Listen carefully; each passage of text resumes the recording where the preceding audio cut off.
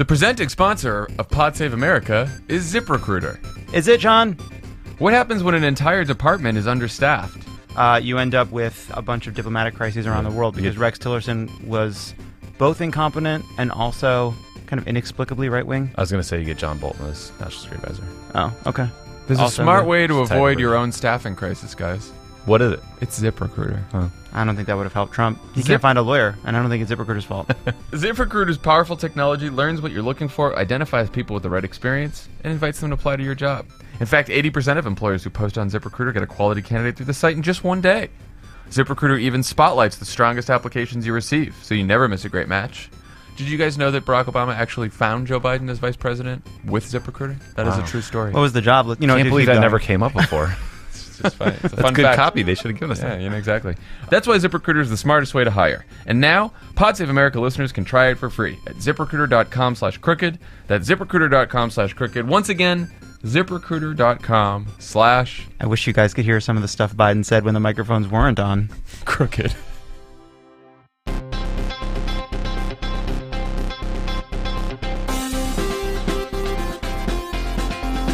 Welcome to Pod Save America. I'm John Favreau. I'm John Lovett. I'm Tommy Vitor. We are here at Vice President Biden's office in Washington, D.C. We have a beautiful view of the Capitol. This is literally the biggest table I've ever seen that we're sitting Let's see at what right we can now. see here. There is a punching bag.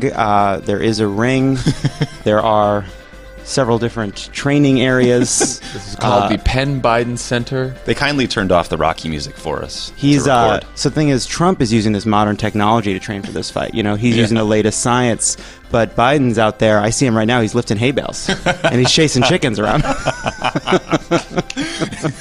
punching under twine. What else is he doing? When he is finished up with his training, he will be here and we will do an interview. Yeah, any minute now. Pound some yolks and then we're going.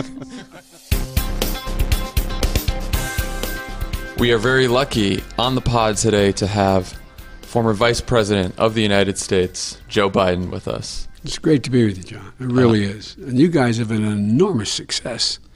It's amazing. Well, thank you. It is amazing. No, I'm serious. Did you ever think that you'd have this kind of following for a podcast? I mean, you guys it's really amazing and it's important. Anyway. Thank you. Thank you. Thank you. So we want to start with something serious. You've recently challenged Donald Trump to a fight. It's important that we get the messaging around this right, so we did want to run a few of the names that we were considering for the fight by you, and you just stop me when you feel like we've hit a winner. Scranton Squabble. MAGA Saga. Wait, All right, I want to hear him. That's good. 1600 Punchsylvania Avenue. The Donnie Joe Donnybrook, the Big Fucking Duel, or Spar-a-Lago. I think they're all good guys, but what I did say was the way this came up, and I shouldn't have said what I said. I shouldn't have brought it up again because I don't want to get down in the mosh pit with this guy. What I did say back when he was running, when he made these comments about being able to grab women in their private places and so on and so forth, all that. I was asked during the campaign whether or not do I regret not being able to debate Trump. And I said, you know, if we were in high school, and I did this again, I said, if we were in high school, and he said that in the presence of my sister, I would take him behind the gym. Now, the idea that I would actually physically get in a contest with the President of the United States or anybody else now is not what I said and is not what this was about. But I should have just left it alone. But look, you guys know me. One of the passions of my life is ending violence against women. And I was on a campus talking about how men on campuses have an obligation to protect women, have an obligation not to engage in degrading talk, have an obligation to step up. And women have an obligation when one of their classmates is abused, to be able to help them get help, know what to do, speak out, speak up. And that's what, when the president and I did this and you guys were part of it, it's on us. That's what it was about. So it was in the context of talking about the abuse of women. And the truth of the matter is, I find the behavior, the talk, vulgar. I find it degrading. And I think what it does encourage the minority element of a male population to think it's okay to engage in the behavior the president talks about. So that was a context. And I did say, I used again, in high school. Right. I never, ever at any time said I would like to personally, physically, etc. But it is, I think it's important to continue to make the point. Women are entitled to be treated with respect, damn it. And it's about time we men stand up. We got to be part of the solution. And there's a lot of really good men. Matter of fact, I'm going up in New York and I'm beginning presenting awards that we came out of the It's On Us campaign for women and men who are heroes who step in and stop people from doing what they're doing. And the context of this was, I said, any fraternity brother who sees one of his brothers with a freshman girl who's drunk start to walk up the stairs with that young woman, if they don't walk over and say, not in my house, not in my house, they're a coward. Now, maybe the guy's 250 pounds and you're 150 pounds. You don't have to confront him physically, but you have to say to everybody, look what Charlie's doing. But you got to step up. That was the context. And but I shouldn't have said it. I shouldn't have repeated what I had said during the campaign about if we were in high school. So, sir, right now, John Bolton is getting read into the most sensitive intelligence we have, covert action programs, war plans. You're putting your hands over your face. What do you think about Trump making John Bolton a national security advisor? And more broadly, the conventional wisdom a month ago was that McMaster, Tillerson, Mattis were restraining Trump. Do you think that was true then, and are we in deep trouble now with Bolton and Pompeo going to state? Oh, look, Tommy, you know, you sat in that situation room with me and with the president, and over 8 years we spent 1,000 hours in that room. The most sensitive material that is available on the planet gets discussed in that room. And I got to remind everybody why there is a thing called the National Security Advisor. The National Security Advisor started back in the 40s, but really came into its own in the Kennedy administration because he thought he was ill-served in the Cuban Missile Crisis, was to have one person who had the capacity to read in everybody, not to be an editor, but to say, this is, Mr. President, this is what the State Department says, this is what the Defense Department, this is what the DNI says, this is what the CIA says, this is what Defense Intelligence says, this is what, and so everybody's view is brought in on critical issues of life and death and national security. And I held extensive hearings as chairman of the Foreign Relations Committee when John Bolton was seeking to be nominated as the UN ambassador. And I can document for you that Bolton has two modus operandi. When he was a state, what he would do was he would shade intelligence to move it in the direction where he wanted to go. There was many instances where him giving a not completely straightforward analysis of what the intelligence said. Secondly, anyone who disagreed with him, he tried to get rid of them. Yeah. I mean, that's in the record. And that's why Republicans joined me and defeated him in the committee. Now, he got recess appointed by President Bush, but there was a reason for that. The single worst place in the world to have John Bolton, I mean it sincerely, is it the place where it requires somebody who will not impose their view, will make sure the president knows every perspective in his government or her government, and then will recommend to the president, Mr. President, I think state's right, or I think defense is right, or whatever. But it is not to cut off access. And this guy has a history of cutting off access to points of view that don't agree with his. So it is a virtual disaster, and it is totally inconsistent with the reason why it was set up to have a national security advisor. And one of the first issues they'll take up is likely to be North Korea. Back in January, you were asked if you agreed with Mike Mullen, who said that the U.S. has never been closer to a nuclear war with North Korea. You agreed. Has your assessment changed since President Trump agreed to talks with Kim Jong-un? And do you think that was the right decision? Look, first of all, I agree with Mullen at the time because all the rhetoric was escalating. Yeah.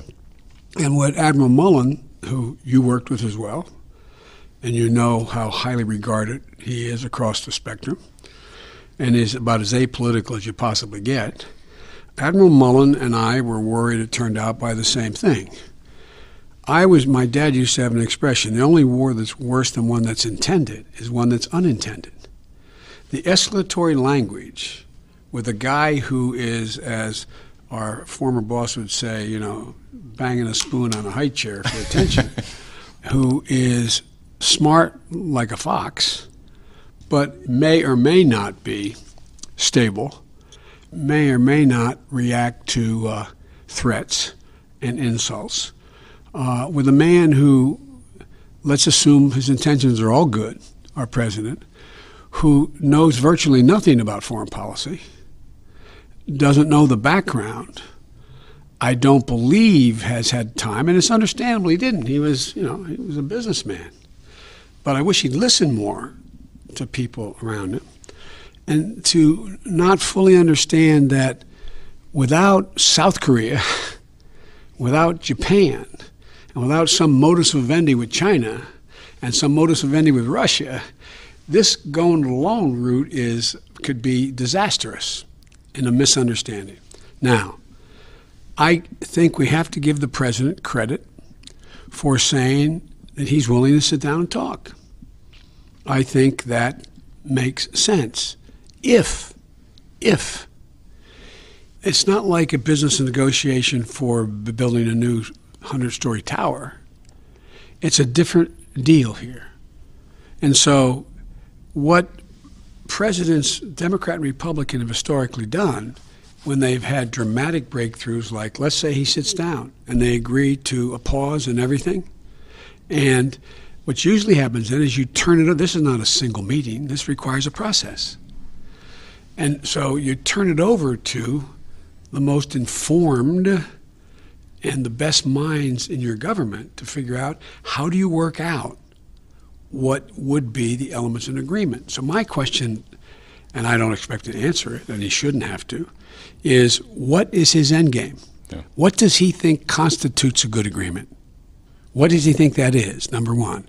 Number two, is he going to be able to, and does he have the right people to coordinate and work with the Japanese, the South Koreans, our friends, so that we don't end up as being the odd man out in trying to do something with North Korea? And thirdly, I think it's really important that we understand, and I hope he understands, that this is a process. When I got to the United States Senate as a 29-year-old kid, the reason I ran for the Senate was showed I could not win, but the governor's seat they showed I could have won. Mm-hmm. And people, well, why didn't you run for governor? Well, the reason I didn't run for governor is because of my overarching interest in foreign policy. And so when I got on the Foreign Relations Committee as the youngest man ever on that committee and appointed when I was, it never happened, when I was 32 years old, I knew the only way you could have any impact, the only game in town was U.S.-Soviet relations, and the only game in that was arms control and national security strategic weapons. So I spent a lot of time trying to master that field. I mean, working like the devil with some really, really good people who are my seniors. And I know how much work it took for me to be able to get my head around all of this. I don't know. I don't doubt that President Trump has a high IQ, that he's bright, that he's well-educated. But that's not enough. You have to be substantively informed. But he's not at all. Well, it appears everything I've seen so far, he's not. So, my dear, God rest her soul, mother would say, hope springs eternal. Maybe he has really gone to, what I don't want to do is jinx this for him and say it's a failure. If I were advising a Democratic president, as I did advise a Democratic president, I'd advise them to try to engage in discussions if you had a willing partner saying, okay, I'm willing to sit down and actually talk about the whole deal. We never got there because he never was willing to. But now Kim is saying, okay, I'm willing to talk. Well, there should be talks. But I pray to God that he has been serious enough to make sure that he has really informed people with him. And he knows at the front end what his objective is. Mm-hmm. But see, here's what I don't want to do. My instinct is, for Democrats particularly to say, well, this guy knows nothing, this guy is a bad guy, this guy is a president, doesn't know what he's doing, and just dump all over what he's trying to do. Well, this is a moment where there's a possibility of getting something good to happen. But it takes an awful lot of really, really, really, really hard work and a lot of luck. Yeah. And so I don't want to condemn it, but I'm not betting my second mortgage on it. Either. I want to talk a little bit about the state of our politics. You're the one Obama would always send to make deals with Republicans in Congress. You've always had good relationships with a lot of the Senate Republicans. And then I'd call you. Anyway, but go ahead. But I look at this party in 2018, the Republican Party. Mitch McConnell held a Supreme Court seat open for a year. He refused to sign on to a bipartisan statement that Russia was attacking our election before the election happened. Friends of yours in the Senate, like Lindsey Graham, are some of Trump's biggest enablers. They're not protecting Mueller. At what point do you say, I can't reason with these people, the only thing I can do is defeat them? Where's that line for you? Well, I think you have to say both. I think you have to say, I got to continue to try to reason them as long as they're in power. Mm-hmm. And if they continue the path they're going, I'm going to try to defeat them. So it's not either or, John. You and I know, and I used to remember a lot of the new guys that came in, there's a lot of really, really bright new people that the president brought in. What an incredible president he was. But they brought in, you'd often hear me say, John, you can't assume all these guys are idiots up there. Because a lot of our team thought, well, congressmen, they can't be very smart. Right. I remember getting a bunch together. I think you'll remember I pointed out that the collective IQ of these guys was pretty high. Even on the House side. By the way, let me give you a factoid.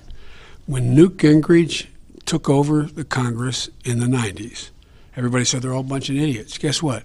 85% of those people had advanced degrees from IB institutions. Smartass. I don't know. Some of them are probably legacies. No, by the way, but it shows that brains don't provide judgment. Right. Yes, that's right. Okay? I remember having a debate with the Chief Justice of the Supreme Court, Rehnquist, when there's a tradition where the Judiciary Committee chairman goes up and sits for an hour before the budget is passed with the chairman, with the court, so they can gracefully lobby for what they need. We need a new building, we need new this, we need new that.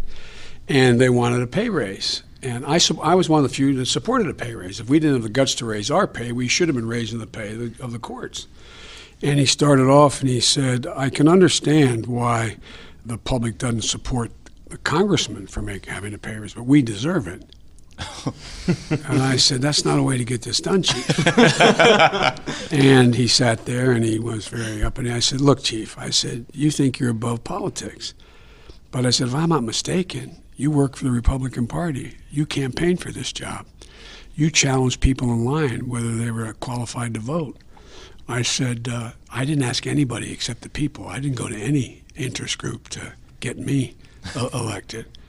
And I said, and Chief, I'm the only one, and I was the only one, I think I to this day was, the only one who had the unredacted FBI files because all my colleagues trusted me. And I never once revealed a single thing. Only one, I think in history, I'm not positive of that. And I said, so I know every one of the judges. I presided over 520 of them. I said, I will match the collective IQ, the average IQ of the United States Senate against the court. We had 7 Rhodes Scholars, 14 Marshall Scholars. We had over 40 people graduate at #1 in their class. I said, so come on, Chief.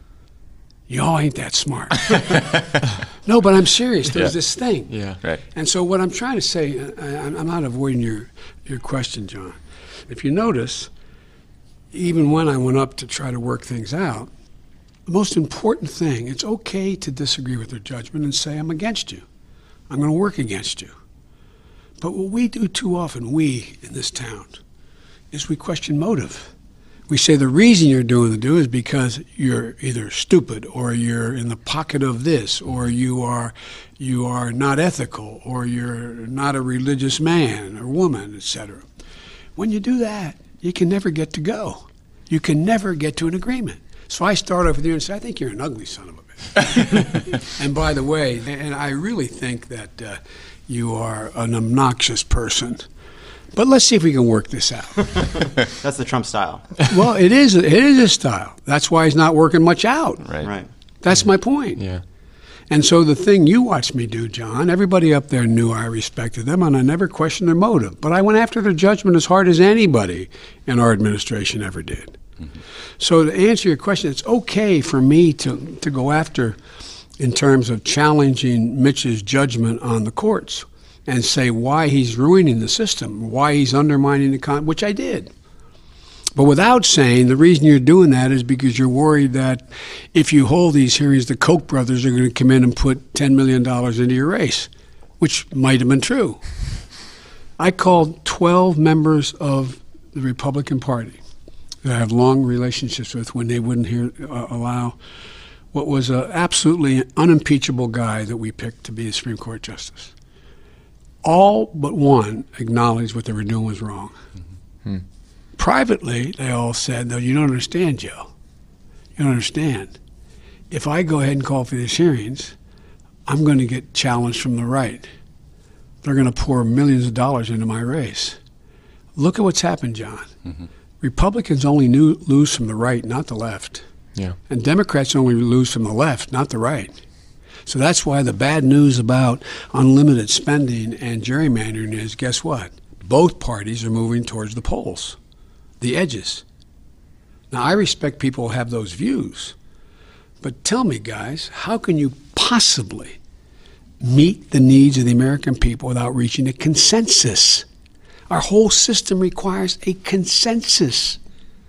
Not my way or the highway, not purity test. There are certain principles. And by the way, you've watched me. I'm going to say something outrageous. I have never, ever, ever, ever voted for anything I thought was wrong, even when it has cost me dearly at home. In the middle of the most extensive busing order in all of the United States history in my state, I voted against an amendment, the deciding vote, to allow the courts to keep busing as a remedy. Because there are certain things worth losing over. But so, it's not about me. There's a lot of people who've done that. My generic point is, you've got to be able to talk. And now, for example, when I go out and I speak to the Democratic caucus, I've gone to a lot of campaigns, and I talk about you have to compromise. You have to compromise on principle. But you got to compromise on getting the really critical things the American people need done. You can't get it all. Well, I get a lot of pushback from the new left in the Democratic Party. And by the way, I take a backseat to no one and on my liberal credentials. I was rated either the 4th to the 7th most liberal senator in the 36 years I was there. Remind everybody, I'm the guy that came out for gay marriage. I'm the guy that wrote the violence against women. I'm the guy. It's like, so this idea that we have to choose between our heart and our soul. Mm-hmm. We either go out and help working class people economically, or we go out and push where we are in terms of our basic social values. I've never found them inconsistent. Yeah. I went into Parma, Ohio. Like I said, I did 83 events for Hillary. Toward the end of and she would have made a great president, in my view. I went into 83 events, and one I did in Parma, Ohio, where Ford Motor Plant.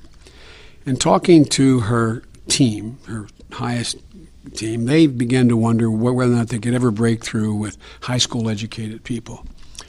And they thought maybe it had to do with our social issues. And I said, I've never found a problem with that. And I said, come with me to Parma.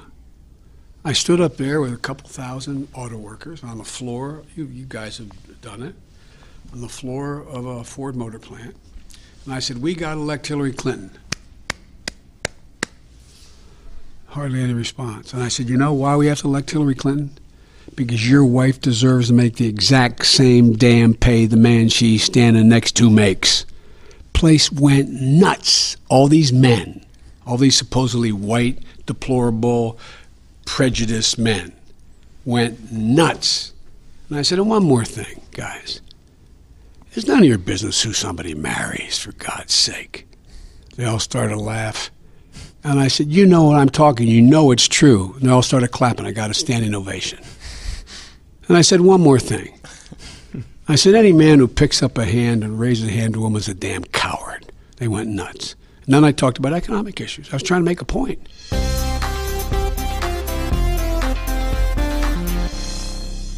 Pod Save America is brought to you by Quip. Quit. If you're a person with a mouth, it's likely that you don't brush your teeth for a full 2 minutes, change your brush on time, or brush twice a day. I'm not going to accuse anyone of that. I know it's very accusatory. That last one is a lot, right? Because, like, Brush twice a day? well, no, I'm not saying a lot to do. I'm saying that it's a lot to accuse Yikes. somebody of. I'm saying that 2 minutes, I think there's a lot of people out there not waiting the full 2 minutes. But there are people going to bed without brushing their teeth. They're out of their minds. Out of their minds. Quip gets that, so they've designed the perfect electric toothbrush. Quip is the new electric toothbrush that packs just the right amount of vibrations into a Well, I'm sorry, what was that, John? It packs just the right amount of vibrations into a slimmer design at a fraction of the cost of bulkier traditional electric toothbrushes. So you don't like a bulkier vibrating handle. You like a slimmer design. Unbelievable. I'll tell you what I like more. Harassment. Guiding pulses alert you when to switch sides, making brushing the right amount of effortless. Tommy, did I catch that? Did he say guiding pulses? He did. Quip also comes with a mount that suctions right to your mirror and What was that unsticks about a suction mount? this frat boy here that we have with I don't know us. what you're talking about. I just can't hear you. Tommy and I are just I trying to don't be- understand. I'm trying to asking- be mature. I'm just trying to have beautiful teeth. I don't understand what I'm being accused of. I'm simply asking for you to repeat yourself. I've not made any kind of a comment. Your hearing's fine, John. It unsticks to use as a cover for hygienic travel anywhere, whether it's going in your gym bag or carry-on. And because the thing that cleans your mouth should also be clean, Quip's subscription plan refreshes your brush on a dentist-recommended schedule, delivering new brush heads every 3 months for just $5, including free shipping worldwide. Quip is backed by a network of over 10,000 dental professionals, including dentists, hygienists, and dental students. Most toothbrushes don't get named one of Time Magazine's best inventions of the year, but you know that Quip did. So find out for yourself why. It starts at just $25, and if you go to getquip.com/crooked right now, you'll get your first refill pack free with a Quip electric toothbrush. That's your first refill pack free, guys, at getquip.com/crooked. Did you say guiding pulses? GETQUIP.com/crooked. Hi, I'm Anna Marie Cox, host of With Friends Like These. It's a show where we talk about the differences between us without letting them divide us. I have conversations with people across the political and cultural spectrums about what they believe and why, and the stories behind all of our beliefs. This isn't another show where a liberal or conservative either yell at each other or try to find common ground.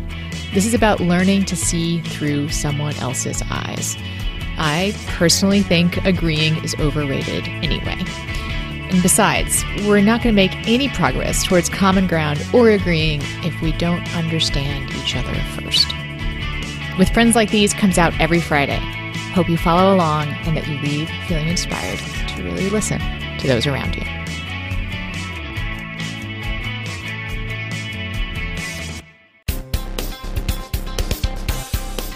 Well, so I want to talk about the economy, but real quick, if Democrats take back the Senate and a seat opens up on the Supreme Court in the next 2 years, should Democrats hold that seat open like Republicans did I don't think to so. Garland? I think Even what if it means we Democrats- get another Gorsuch? No, that's a big difference. Remember, I'm the guy that kept her from being a guy who was maybe the most brilliant conservative who was nominated for the Supreme Court, and I kept him off the court. And I was able to, in the Judiciary Committee, defeat Thomas. Bork got flat defeated. Thomas got defeated in committee. But the Constitution says the Senate shall advise and consent, not a committee shall advise and consent. And so, I don't think we should step away for a moment. And one of the reasons why I think the president picked the man we picked, who's a really good guy. Remember, some liberals were angry we didn't pick somebody way left. Because the Constitution as written says the Senate has as much right to determine who's in the court as the president does. It says the president can propose. The Senate disposes. And so when there's a divided government, the Constitution leans towards saying, don't go to the extreme. And so I would work like the devil if I were in a Senate and we had a Democratic Senate to keep a Gorsuch from going on the court again. The single most damaging thing thus far, short of what may happen to our foreign policy, to all the things I care about, was Gorsuch going to the court. But he replaced the guy that was there, was the same position. So at least it didn't add to the problem, but it reinforced and maintained that position for a long time. The next one is gigantic. And I think everything should be done and can be done within the constitutional parameters. But guys, if we start to add on to disregarding the Constitution, if we continue to strike back by using the same methods he used of abusing the system, by prostituting the democratic processes, look what he's done since he's got here. All-out attack on all the folks in striped shirts. The press started 2 years of Breitbart. They're all corrupt. They're the referees, man. You poison the referees, then who calls the balls and strikes? Secondly, what do they go after? The courts. The courts are not legitimate. Courts are not. What's the third thing they've got? Who are the third referees? The intelligence community, the FBI, the guys who enforce the law. Now they're all illegitimate. I mean, that's what he's doing. And look what he's done. We're looking at the Capitol right now as we speak. He has gone out of his way to delegitimize the Congress, Republican Congress. What is that for? It's all about him being able to clear the space to be able to abuse power. All these things were put in place to prevent the abuse of power. And so if we play the same game, it's a little bit like saying, okay, Charlie cheated, well, we're going to cheat in order to win. The only thing that holds this country together. You've heard me say it 1,000 times. We can't define what the hell an American is based on race, religion, ethnic background. You can't do it. It's one thing. It's an intuitive or an express commitment to the basic constitutional principles. People don't say it that way, but that's what it is. That's what it is. So we can't be party to tearing down the very things that are designed to keep presidents from being able to abuse power. So you raised Clarence Thomas, and we asked people what they wanted to know about him. One thing they asked a lot about was Anita Hill. Yeah. You talked about how you want to go through the normal process, even under Trump, but you've said that you have regrets about that process and that you owe Anita Hill an apology. What would you do differently now, given how much has changed on sexual harassment? First of all, the country owes her a debt of gratitude in the following sense. She came to testify right in the wake of my writing the Violence Against Women Act. It was during this period. I was in the process of writing the act. This thing came up. And one of the things that she knew better than I or any man knew, she knew if she came forward with a harassment charge, she'd be vilified. She knew she'd be vilified. I wish I had even been stronger. What I understand, one of the things that Professor Hill was upset about is not anything I did to her, but that I wasn't able to protect her enough from John Danforth, from Arlen Specter, from the questions they asked. There is no mechanism under the Senate rules to be able to gavel someone out of order for asking a question, did you have sex with, or did you do this, or did you do that? And in retrospect, I wish I had been more vocal about, although you're allowed to ask that question, you're being a lowlife asking that question. Yeah. No, I really mean it. Because the one guy that came and testified about he knew that, he knew her, what kind of girl she was, you go back and look at the film.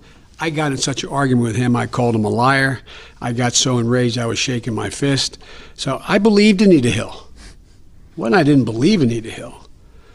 The question is, how could I have, and is there a way to stop senators from asking questions that I think are inappropriate to ask? Now, what I did move out of order is there are certain things that are pretty clear. For example, to ask someone what their religious beliefs are is irrelevant. But to ask someone whether or not they went out and blew up a synagogue and ask them whether or not they are anti-Semitic and say this is evidence you're being anti-Semitic, you got Nazi literature in your basement, that's appropriate. It relates to that we just think you're a bad guy. I can't say, well, tell me, what, are you in? And this came up on Bork. Hal Heflin from the state of Alabama, good guy, former Chief Justice, and he talked like this, and that big old bullfrog. I used to kid him, and Hal would never tell me how he was going to vote till, as chairman of the Judiciary Committee, till the vote was cast. I said, Hal, I want to tell you something. You vote any way you want, but if you don't tell me how you're going to vote before I call the vote, you and I got a big problem. And so he said to me when he was against Bork, but it was a problem for him voting against Bork from Alabama. So he said, I'm going to ask him whether or not he's an agnostic. And I said, no, you're not. I'm going to gavel you out of order. So this went on for a while, the hearings, the very last minute of the last hearing with Bork in front of us.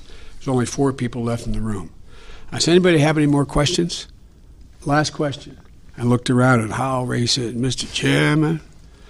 And I said, Senator. He said, Judge, I hear tell you an I started him agnostic. I said, you don't have to answer that question, Judge. He said, no. He was very angry. He said, I'll answer it. And as we get up, he answered the question. As he got up walking out, Hal leaned down to me and said, I got all I need, thank you. So there's certain things that the reason I tell that story is that there are differences between, Bob Byrd pointed out to me, a confirmation hearing, you need not have a burden of proof that relates to beyond a reasonable doubt. You're not depriving anybody. You're not entitled to be a justice, so you can say and do things that, in fact, are where the preponderance of evidence may be for you or against you, and there's nothing in the Constitution says you can stop it. But I just think the thing that we should be recognized about Anita Hill was she was the first woman to stand up before the nation knowing she was going to be vilified and raise the issue of harassment.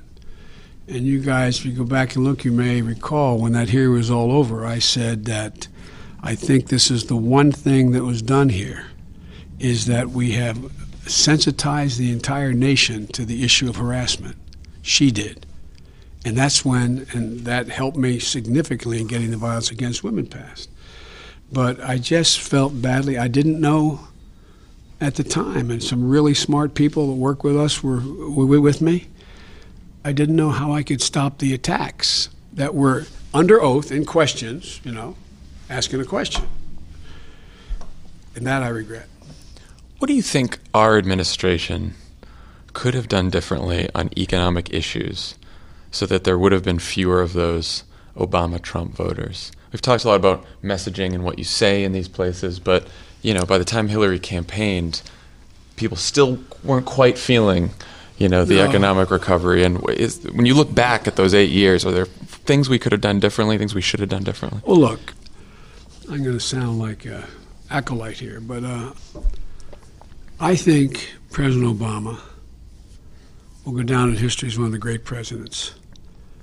He is the brightest man, and I've served with 8 presidents that I've ever served with. And he had enormous integrity. But what I point out to everyone, he had everything land on his desk but locust. Seriously. And there were cases of first instance. Granted, the Depression was worse than anything we faced. Granted, World War II was greater than what we faced. But no one had ever faced a financial meltdown before. There was no playbook to know how to deal with that. There was no playbook to know how to deal with what became stateless actors waging war on the world.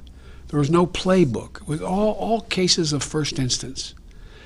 And he did a remarkable job of the economic recovery. Remember when, I think you may have been in the room when he said, Joe, you do the Recovery Act? Like, oh yeah, great, Mr. President, thank you very much. But that was, remember, even Democrats weren't crazy about it. Yeah. I had to convince Arlen Specter to change political parties to pass it, okay? And it was $87 billion. Or $84 billion spent, and every outside group acknowledging less than 0.2% was waste or fraud. So he did an incredible job, but we never had time to take a victory lap. And what I used to say is we should talk more about this. He'd say, no. You know him. He wasn't about, compliment me, but people didn't know what we did. They really didn't know. I remember when he had me negotiate to prevent the shutdown, and I was able to get them to keep the stimulus of dealing with payroll taxes, which was billions of dollars, and it made a difference in people's paychecks in a big way.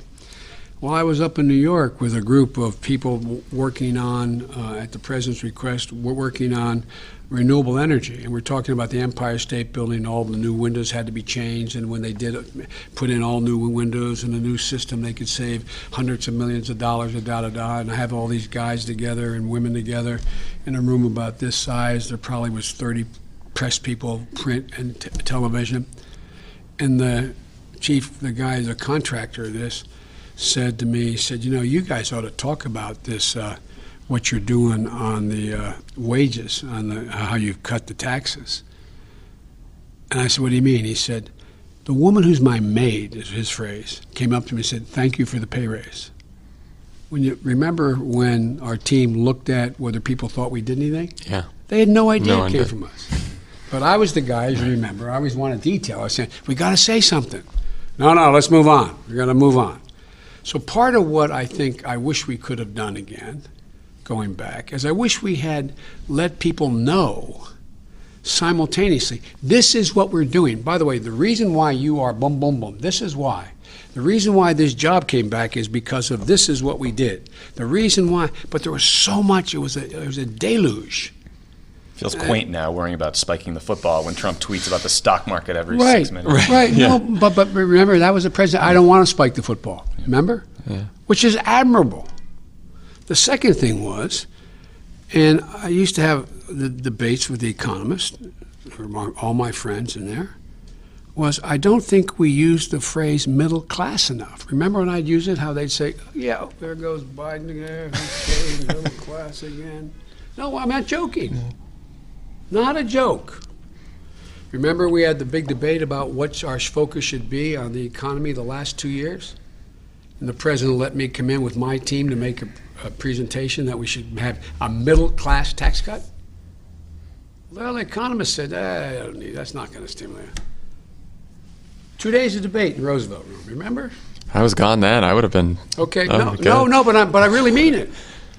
I brought back Ron Klain. I had Jared Bernstein. I had a team. We put together a whole package. Well, really smart guys. It's easy to second guess now. But what I was trying to do was actually demonstrate tangibly that we're listening. Because look, what's happening, guys? I recommend to your listeners, there's a book written by Professor Williams. It is really worth a read. It's called The White Working Class. And he doesn't talk about, she said, we've gone from class politics to class cluelessness. It's like I was asked to go out and speak at, and I did not accept any honorarium to do it. I went out to speak at Google Zeitgeist, or what is it called? Zeitgeist? Zeitgeist, yeah. Love it, Coach, those Zeitgeist. fancy things. I think I took the money.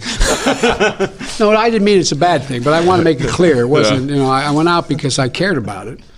And, all of the, sort of the best minds in the tech world were there. Brilliant, brilliant people. And, they have this great idea, I actually asked you for some verbiage. Remember, I had to make that speech on the fourth industrial revolution. Will there be a middle class because of Moore's law, digitalization, artificial intelligence? A legitimate concern. And I delivered that speech I was asked to do it at the World Economic Forum. Intellectually, the toughest speech I've ever had to deliver, because what's the right answer? It's hard. So, because Silicon Valley tends to be more socially responsible than Wall Street, although they're just as greedy in terms of making the bottom line, they have come up with an idea for a guaranteed annual wage. So because they're worried there's going to be so many middle-class jobs displaced, that's the only thing that can be done. And so I spoke, and I complimented them on their social consciousness. And I wasn't being a wise guy. But I said, guys, you're missing the point. That's not how America's built. And I quoted my dad. I know everybody kidding me in the White House, always quoting my dad or my dad, a graceful high school educated guy. When he moved down from Scranton, Pennsylvania, because there was no work, and Barack made me sound like I climbed out of a coal mine with a lunch bucket in my hand. Joe from Hardscrabble, Scranton, Well, my dad was a white-collar worker, a salesperson, but there was nothing to sell after coal died. And we moved to Delaware where there were actually good jobs. And every time someone would lose a job, my dad would say, Joey, my word to this, a job's about a lot more than a paycheck. It's about your dignity. It's about respect. It's about your place in the community.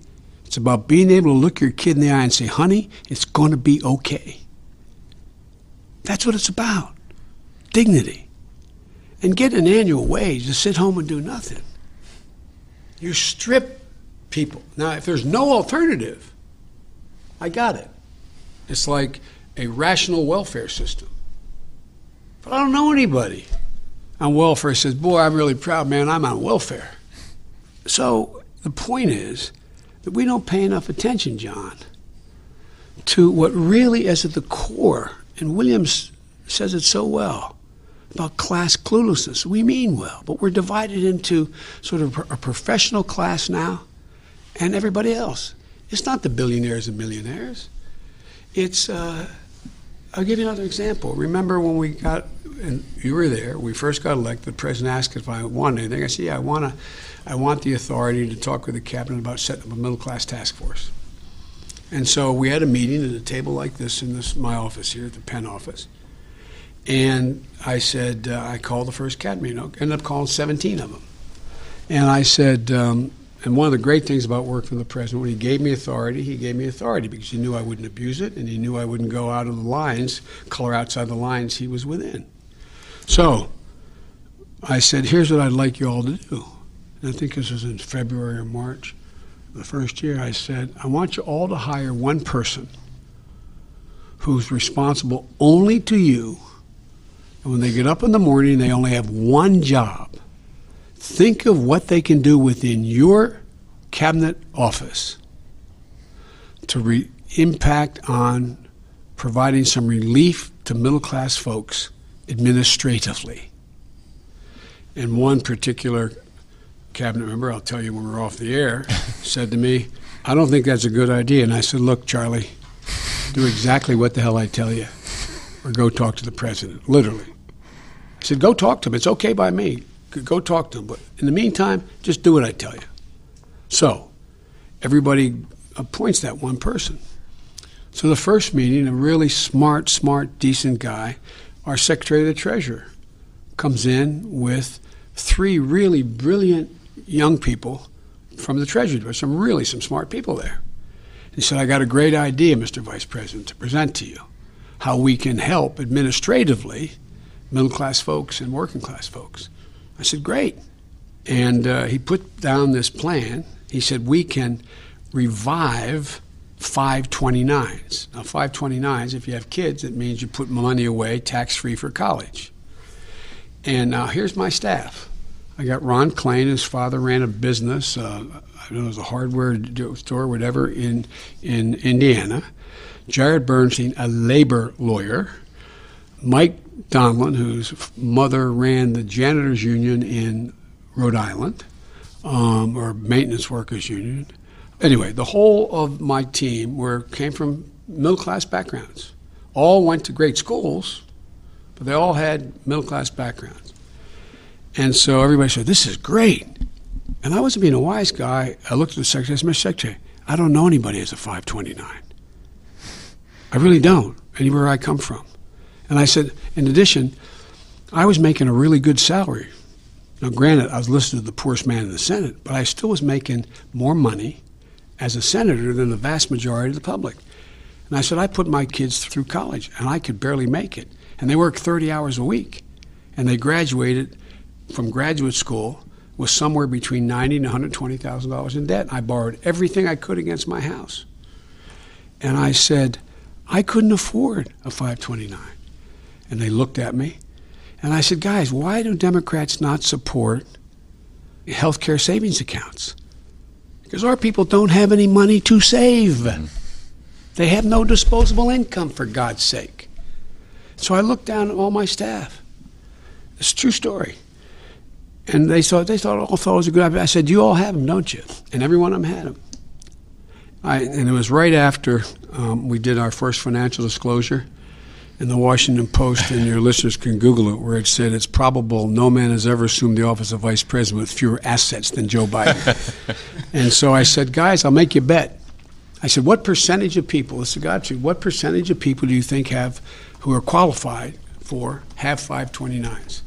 It went from 40 to 20. I said, I tell you what, if more than 10% of those who qualified have one, I'll buy you all lunch once a month for the rest of this administration at any restaurant you guys want. I don't think you can afford that.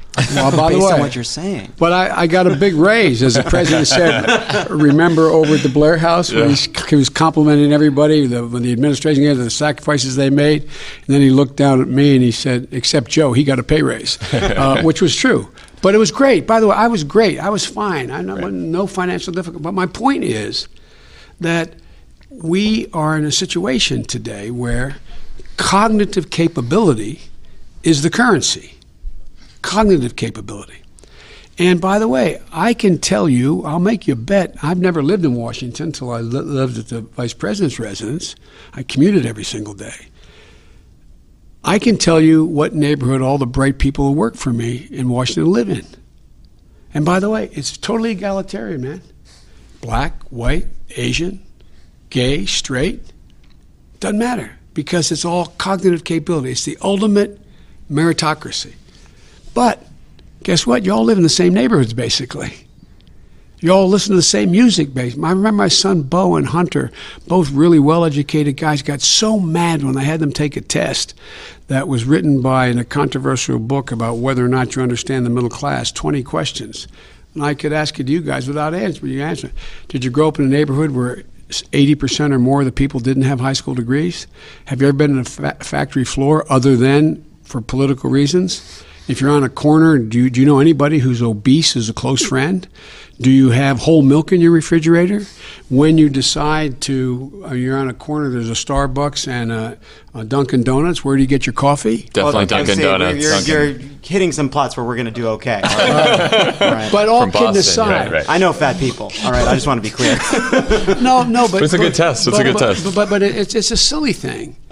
But think about how sort of, I don't want to say out of touch, but not as fully in touch as we are the places from which we came. And there was a real advantage, and it doesn't make me smarter, better, or anything, but a real advantage in my commuting every day to go back to Delaware. According to Amtrak, I've made over 8,300 round trips, 259 miles a day. It's a small state. It wasn't intended, but, you're constantly reminded of it. Like, for example, I know you remember this. One of those Secret Service guys said Biden is endangering national security because I wouldn't let them use limos in Wilmington. I made them stop at every light. I made them get in the same car so I didn't have an ambulance following me all the time. Well, that's home. If I had not been home, I mean, here, the only thing I could get them to agree to is I said, look, keep the ambulance 4 blocks away from me, okay? No, I really mean it. Yeah. I really mean it, because people look at us and they go, whoa, there's a lot of distance there, man. And at home, I'm Joe. I won 7 times the Senate seat. And I never used, after the first campaign, any logo or bumper sticker or a billboard other than it just said Joe. Simple message.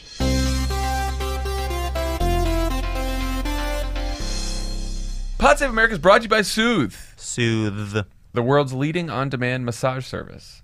We're living in the most stressful time in human history, guys. Are we? Constant information, texts, meetings, etc. It's important to find ways to relax in the midst of a busy schedule. Okay, following. So Soothe brings a hand-selected, highly skilled massage therapist to your home, hotel, or office in as little as an hour. You don't have to go anywhere. So No commuting. it says here that one of us should share a personal story of getting Soothe, and I can do that right now. Please do. So there I was, playing on a Little League team. I was a terrible pitcher. Okay? One day I break my arm, all right? Cast comes off. I get a Soothe massage. Next thing I know, I'm pitching in the major leagues. What was that movie? What was the name of that movie? That's the story of my life. Also the story of a film called Rookie of the Year. Rookie of the Year. Wow. Use the code HOPE when booking to get $10 off your first massage, and Soothe will match it by donating $10 to the City of Hope Cancer Treatment Center. Isn't that nice of Soothe? Very nice. That's nice. Excellent. The process is super simple. You just download the Soothe app or go to soothe.com, then choose the kind of massage you want. Say you like Swedish, sports, deep tissue, or even a couples massage. You set the length of your massage, whether that's 60 minutes, 90 minutes, or 120 minutes. Select the gender of your therapist, and you're done. They're available from 8 a.m. to midnight and bring everything needed to create a spa experience at home, including the massage table, linens, oils, and music. Download Soothe, that's Soothe, S-O-O-T-H-E, and enter the code HOPE when booking. You'll get $10 off your first massage, and Soothe will donate $10 to the City of Hope Cancer Treatment Center. And, of course, Pod Save America is brought to you by the Cash App. Cash App. The Cash App. So I was recently paid back on the Cash App. By whom? By Spencer Wong for an Always. escape room. Okay. Don't say always. I feel like we've used this one Always before. a Spencer, always an escape room. You guys are never able to just leave places. This was an escape room that was Dracula themed. Fun. Now, I will say that about 15 minutes into the escape, I did get a bit strident because there was a certain amount of water we were given for a puzzle. And I didn't want to waste the water, so I was afraid that we had gone down a bad path. Did you get anyone to download the Cash App at the escape room? The point is, wasn't my best performance in the escape room, but that doesn't make the price any less. No one you was know? into The Shape of Water when you were dictating it. Shape of Water. Fish love. Point The is, code is PodSave. code is PodSave. They paid me for the escape room, which I paid for the escape room with my credit card, and then they paid me back despite my malfeasance. My favorite Love It Ad thing is when he pivots from literally anything. The point is. Anyway, $5 to you, $5 to Moms Demand Action. there were some people at the escape room that were not really interested in using the Cash App, but I explained to them what happens, John, what happens when you download the Cash App. That's $5 for you, and that's $5 for Moms Demand Action. I'm glad you finally said it because you didn't say it earlier. An organization that we love that is helping to end gun violence. Yeah. We were wearing those T-shirts walking around the mall, and people were saying how much they love Moms Demand Action. And you know what we were saying? Download the Cash App. We weren't We weren't that at all. saying No, that. We weren't saying We're that saying at thank all. you. We were saying thank you. Nice to meet Yeah. you. But now we're saying it. Download the Cash App. Put in the code PodSave, $5 to you, $5 to Moms Demand Action. And it's also the easiest way to pay people back and get paid back. And Eric, Brendan, Spencer, Alex, I'm sorry. The point is. Cash App, end of ad. Sir, I just changed gears a little bit. I had the pleasure of meeting Bo before he passed away.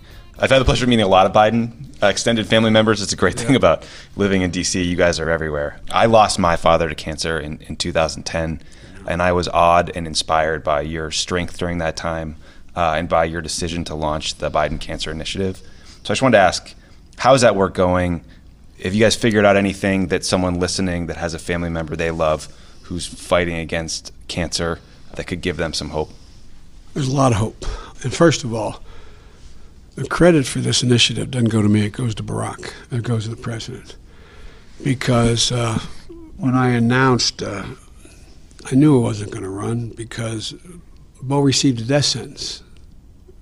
Stage 4 glioblastoma of the brain is, it's what my buddy John is dealing with now, McCain. It's what killed Teddy. It's what, it's probably the worst thing that you can be diagnosed with. But Bo insisted that, and you knew Bo, he'd say, Dad, look at me. Dad, when they ask about me, smile, Dad. Smile, Dad. Tell them I'm going to be okay, Dad. And Bo worked every day of his term, even though he could hardly walk. He'd get up and do 3 hours of both verbal and physical therapy in Philadelphia and then drive to his office and stay. Even when he had aphasia, he would start to lose the ability to recall proper names. And he'd have them continually, after once a month, give him a cognitive capability test because he didn't want anybody thinking that he was staying in the job because he was milking the job. And he served every day till he left. And so what happened was I was with the president when I formally announced I wasn't going to run. He said, come to the White House, let's do it in the Rose Garden, I want to be with you, walk outside. And I said something that was I had no prepared remarks.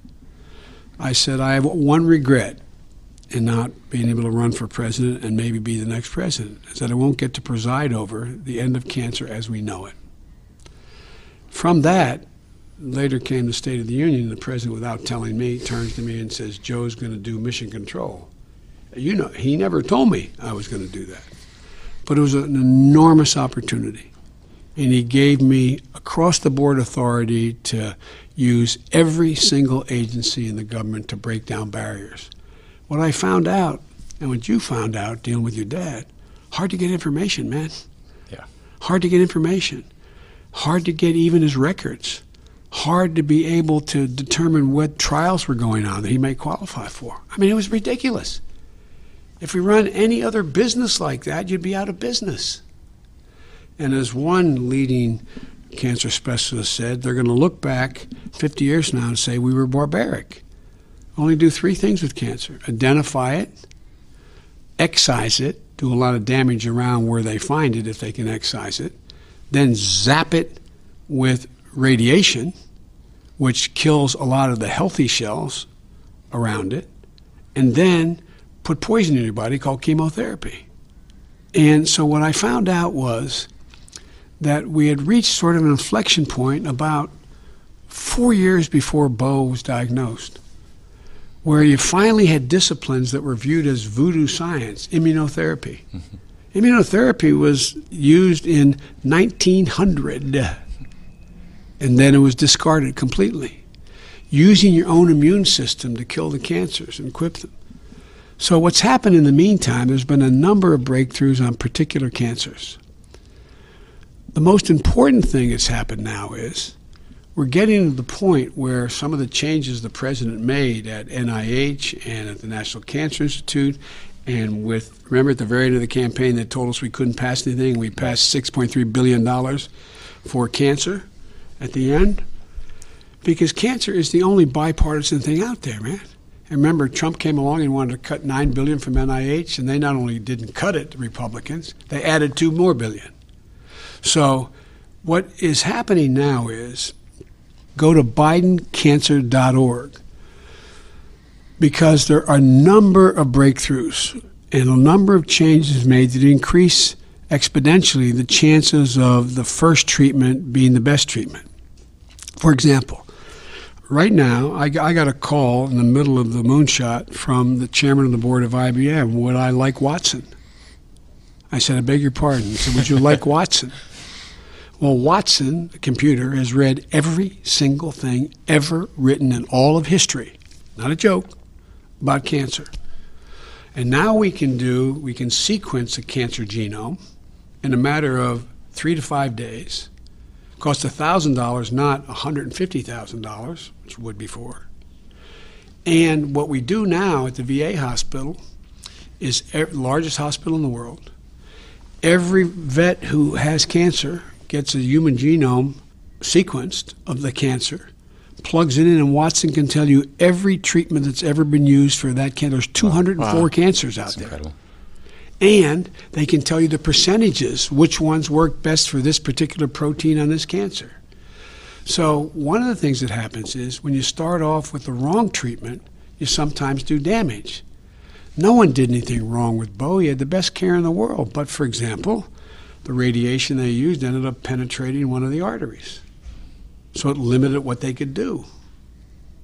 It damaged it. So when there are other treatments that came along that may have been more helpful in extending life, they couldn't do it. But that happens to everybody.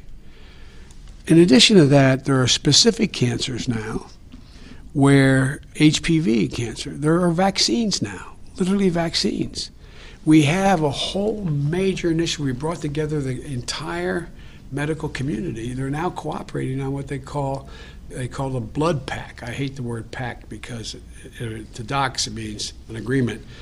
Here it means special interest. Right. But the blood pact, for example, they're getting to the point where they can take a blood test from you, and the filings from a cancer going through your blood they can pick up and determine what cancer you have and where it is, and whether it is worth going in to excise it. Will it do more damage or not? And there's enormous change. For example, now you can go on a website and determine. It makes a difference whether, God forbid, somebody else's dad or son or mother or father gets diagnosed with a particular cancer. Well, if you live within the shadow of one of the 21 great cancer hospitals in the world, in the United States, you have access to all the latest technology and all the latest that is that's available. But there are great oncologists in Bemidji, Minnesota, who can determine whether you have cancer, determine what cancer it is, do the genome, but they have no idea where they can go for the one thing that could save your life, being in a cancer study, being in one of these studies that are going on with the drug companies. Mm-hmm. They don't know where they are. Well, up until we started this, people had no idea. Well, I remember Bo was a case of one where they used anti-PD-1 plus they injected a virus into his brain to try to kill the cancer in the brain. I said, how many people else in this work? We have no idea. We don't think anybody else has had this, but we don't have no idea. How could you not have any idea? Why, with all the technology we have? I can pick up my phone here and find out what movie theater is, what shows are being played in a Cinemaplex in Memphis, Tennessee right now. Why can't you know that? So because of what Brock started, we are making significant strides in knowing what the best treatments are at the front end and what can be done. And we found a sweet spot. The sweet spot is very much in the interest of drug companies to do this because drug companies want to run these trials. They don't have enough patients. Mm-hmm. They don't know where to find them. So we're marrying them up. Another example holds enormous hope. Up to now, you guys know that, for example, AIDS. Well, we tamed AIDS by and large, but it's no one drug. It was multiple drugs. So you got a lot of these brilliant researchers, and I met with thousands, not a joke, thousands. There's two agencies, two big groups of researchers that one is made up of 11,000 people and the other is made up of 6,000. I've spoken to them repeatedly, and I go to see them, etc. And what happens is that they know that multiple drugs may work. You guys represent three drug companies A, B, and C. You're all working on the same particular cancer number 172 kind of cancer, okay? Now, you each have a protocol you think may work, but you're going to sink millions and millions of dollars in to determine whether or not it is worthwhile. And a lot of dry holes, like it used to be with oil wells. So we came along, and I said to the experts the president allowed me to pull together in the administration, why can't we ahead of time work out the intellectual property of the value of each of your contributions ahead of time? And then go to the drug companies and say, all of you put all your experimental drugs on the table. and let any bona fide researcher come in and use any of them. We'll deal with your liability. We'll deal with the intellectual property. Turned out there were 6 drug companies said okay. Now there's scores. Increasing exponentially the prospect that with all these brilliant, young, and not so young researchers around the world being able to use all the drugs on the table. It's amazing. Last example of why there's hope. One of the things the president allowed me to do was go abroad and meet with heads of state to see if we could sign memorandum of understanding where they would share all of their data that they had. Because what we didn't have before when Nixon declared the war on cancer, he didn't have any army, he didn't have any troops. Everybody thought there was a single cancer. The model was Jonas Salk going into a laboratory and finding the silver bullet. Really? Now 204 cancers identified. We can do 1 million billion calculations a second. Computers can do things in moments that would take Nobel laureates a year to try to figure out patterns. And so we went and there was a place in the National Cancer Institute that had, I think it was 13,000 repositories of tumor tissue, of results of the biopsies, of the cancer genome, all the things relating to an individual patient. Well, now what we've been able to do is take that out. We put it at the University of Chicago, and we made sure it's available to anybody who wants to access it. But now it's up in the tens of thousands. And they said, oh, Biden, this isn't going to make much difference. Within the first 6 months, there were 8 million hits. 8 million times researchers went in to look at this data, increasing exponentially the prospects we can break through.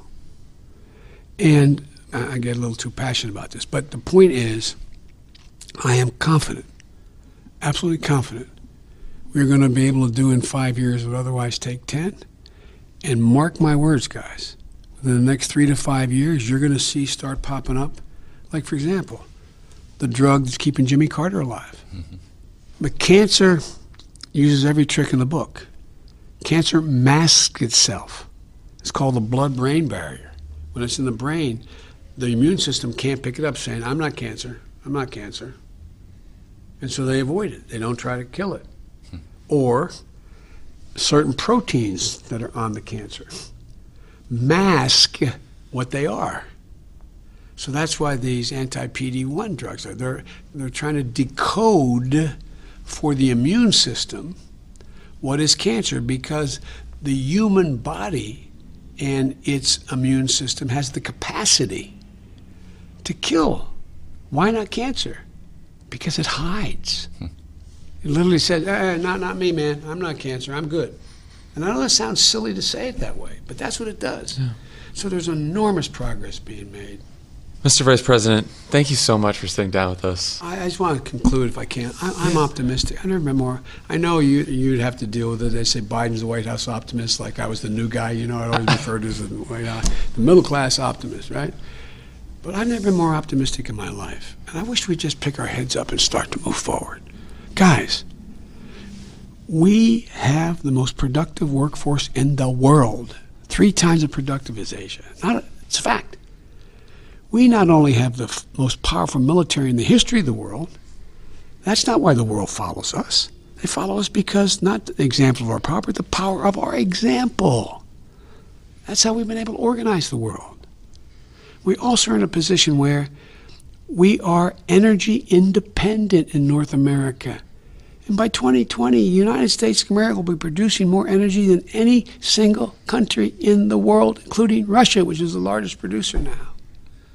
We're in a situation where we have the most agile venture capitalist.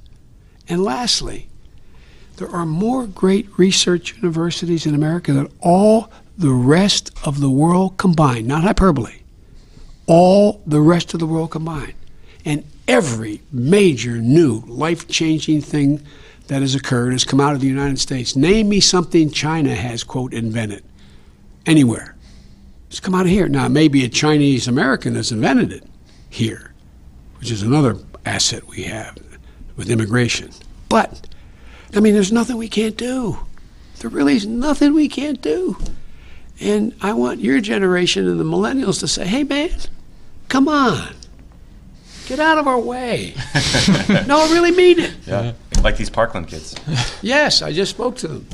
They're amazing. And by the way, mark my words, they're changing the dynamic. They're changing the dynamic. And what I said to them today, when it was all said and done, or a couple hundred of them, I said, guys, here's the deal. I remember when I was in law school and in college, and I went to my professor when they came to me and said, you ought to run for the Senate at 29 years old. And I said, Professor Ingersoll, I said, the brightest guy ever taught me. And I said, what do you think? He said, I think you have to. I said, but I'm only. He said, Joe, remember Plato. And I went thinking, what to remember Plato? And he constantly would say, paraphrasing Plato, the penalty good people pay, he said men, but the penalty good people pay for not being involved in politics is being governed by people worse than themselves. There's no place to hide. Anyway, thanks, guys. Thank you, sir. Thank you. Great ending. All right, guys, that was Joe Biden. We are still in his enormous conference room. Are we going to talk quietly like when we were in Hillary's basement? We probably should. Yeah, we probably should. No, it's a huge room. There's, It's actually, we can speak at full volume. He made some news. I think he did. We got to a lot of what we wanted to ask. Not everything, but we got to a lot of good stuff. He did call me a smartass, which was the best part. which This is was good. what I was hoping for. And I definitely came away reminded why everyone who worked with Joe Biden really likes the guy. Yeah, me too. Just, I miss that man. he's cool. Great I guy. think Pence is just as good. All right, everyone. We'll see you on Thursday.